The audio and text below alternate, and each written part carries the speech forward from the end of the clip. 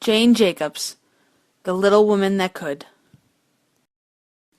Ferocious as a lion, but with the diminutive stature of a mouse, Jane Jacobs roared onto the urban renewal scene in the early 1960s, bringing down architectural Goliaths with David's tiny sling of common sense and reimagining the city in terms of what it already was, a living, breathing organism. Her feisty, no-nonsense approach, even in the face of much larger opponents, became her trademark, while her scathing but intellectual critique of what she termed orthodox city planning became her legacy. Born Jane Bootsner in Scranton, Pennsylvania in 1916, Jacobs had no formal training in architecture or city planning. The daughter of a family physician and a schoolteacher, Jacobs moved to New York City in 1934, settling on Hudson Street in Greenwich Village and working a series of odd jobs from a secretary at a candy company to an article writer for a metals trade paper. She began writing about the city around her and soon became a freelance contributing writer for Vogue, the New York Herald Tribune, and Q magazine.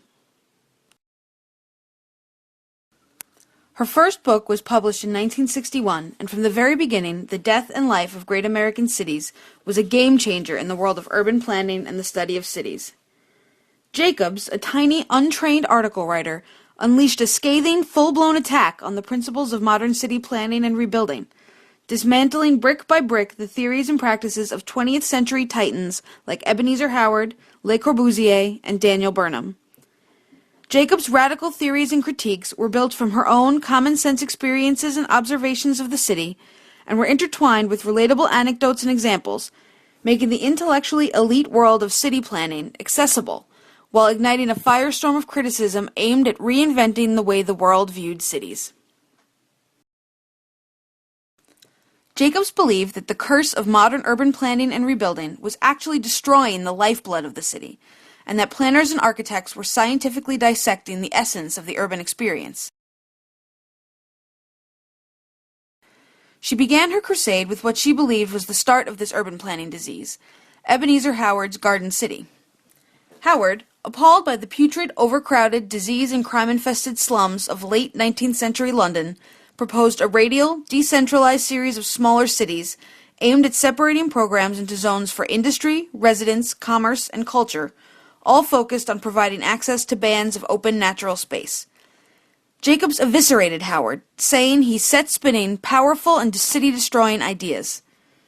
She believed that by separating and simplifying uses, reducing the city to bands of self-containment, and supposedly predetermining the needs of the city, Howard exerted almost paternalistic authority over the city, and left no room for what she termed the intricate, multifaceted cultural life of the metropolis.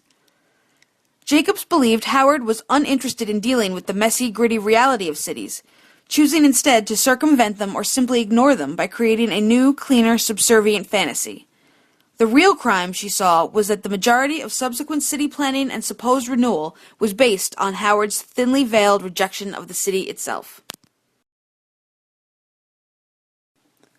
Le Corbusier's Radiant City was no better, according to Jacobs, taking Howard's ideas and translating them vertically for higher densities.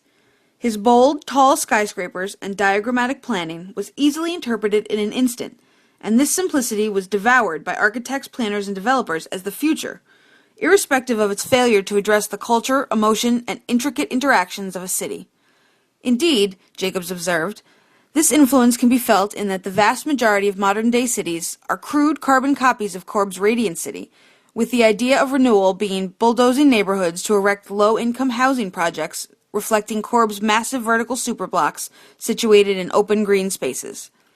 However, Jacob testifies, this typology disconnects humanity, transforming the interior green spaces and unpoliced upper corridors into havens for brutal crime, rather than fostering the sense of belonging and common civic decency found in more diverse, multi-use areas.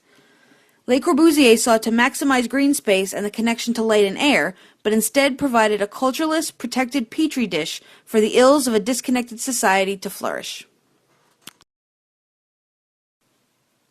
Just as unsuccessful and just as obliviously misguided, Jacobs alleged, was Daniel Burnham's City Beautiful. This effort to organize and plan culture in the form of grandiose monuments arranged along a mall or central boulevard, which would be surrounded or ending in park space, came from the success of the Columbian Exhibition in Chicago, and was adopted by many cities as a type of forced urbanity. However, these static, hyper-designed downtown spaces did not generally serve a function other than civic pride, and Jacobs observed that the city often decayed around them for lack of use. Jacobs believed that the common theme of each of these erroneous ideas was that they all failed to observe, study, and respect the workings of an actual city. Rather than addressing the needs, issues, and interactions of the city environment, these theories dismissed them and instead implanted created urban landscapes that had no basis or relationship with the existing atmosphere. Each of the prevailing ideas of orthodox urban planning had its roots in an inherent dislike for the density and diversity of the urban environment. Grass and trees are not the keys to the kingdom, according to Jacobs, who was continually baffled as to why city planners and architects seem to believe that city people seek the sight of emptiness, obvious order, and quiet, when nothing could be further from the truth. Jacobs believed that it is precisely the gritty chaos, noise, density, and diversity that is the heartbeat of the city, and it is these influences that define the urban experience and create the unique and complex street ballet that powers the city. Jacobs proposed celebrating these complexities and utilizing the existing environment to its fullest potential through the adherence to 4 simple rules. 1. Districts should be multi-use, serving a variety of functions in order to assure and provide reasons for continual traffic. 2. Blocks should be short to allow for the opportunity of varied experiences. 3. Buildings of varying ages, types, and states of repair should exist closely together. And 4. There must be a high density of diverse people to foster intermingling and the idea of community. Jacobs believed that these 4 ideals would resurrect the cities destroyed at the hands of the modernists and reinvigorate the dull, lifeless, decaying urban landscapes. Throughout her life, Jacobs refused to be intimidated by the power or influence of those she felt were destroying her city. Perhaps her best-known arch-nemesis was the New York City construction czar, Robert Moses, with whom Jacobs tangled many times.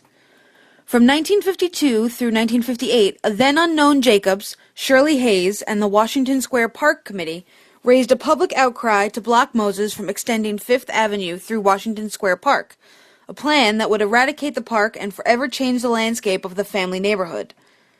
Jacobs and Hayes succeeded in garnering much public support, including the backing of Congressman John Lindsay and area resident Eleanor Roosevelt. After an 8-year battle, Moses was defeated and Washington Square Park was saved. Jacobs and Moses came to blows again in perhaps their best-known battle when the planners sought to slice a 10-lane expressway across Lower Manhattan, obliterating neighborhoods like Soho, Chinatown, Little Italy, and Jacobs' own Greenwich Village, in favor of supposed expansion and renewal. Jacobs, who had become a household name through the success of her seminal book, vehemently and vocally opposed this assault on her neighborhood, and galvanized the public to stand in defiance of Moses' plan, by serving as the chairperson of the Joint Committee to stop the Lower Manhattan Expressway. She organized protests, rallies, meetings, and was even arrested during a 1968 demonstration against the expressway. Jacobs' efforts were triumphant, and she succeeded in halting the expressway plan, winning the battle and indeed the war against Moses, whose public clout never quite recovered from his losses to the diminutive rabble-rouser. Jacobs and her family relocated to Toronto, Canada shortly thereafter, and she continued her work as a civic activist, digging into the Toronto culture by helping to stop the Spadina Expressway from similarly destroying Toronto neighborhoods. She was influential in a number of successful urban renewal projects and continued her writing all the way up until 2004, publishing 7 books in all and countless articles. Jane Jacobs died on April 26, 2006, in Toronto, Canada. Her legacy of studying the city on its own terms has had an untold influence on the American architectural landscape. The battles she ignited are still being ferociously waged today, and her theories and charisma will live on long into the future.